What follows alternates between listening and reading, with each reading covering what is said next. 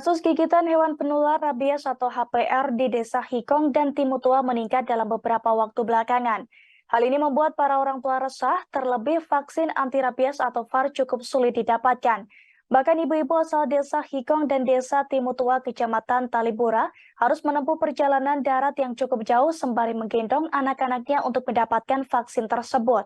Sejumlah ibu-ibu asal Desa Hikong dan Desa Timutua Kecamatan Talibura Kecamatan Sika mengeluh sulitnya mendapatkan vaksin anti rabies atau VAR seusai anak mereka digigit hewan penular rabies.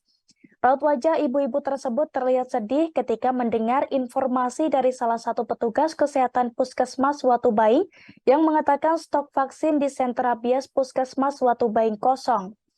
Sambil menggendong anaknya, mereka pun langsung bergegas ke Puskesmas WKT menggunakan jasa ojek, namun saat tiba di Puskesmas WKT, petugas mengatakan stok vaksin anti rabies atau VAR kosong. Meski demikian, mereka tak kenal lelah dan melanjutkan perjalanan ke kota Maumere karena di Puskesmas baru tersedia stok vaksin anti rabies atau VAR.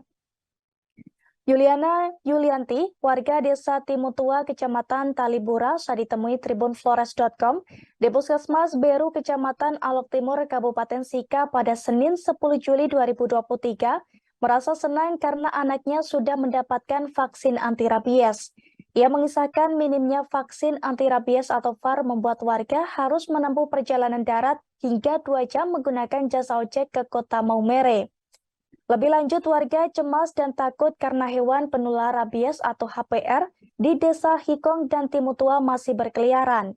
Ia mengatakan warga cemas dan takut karena kasus gigitan meningkat selama beberapa hari terakhir.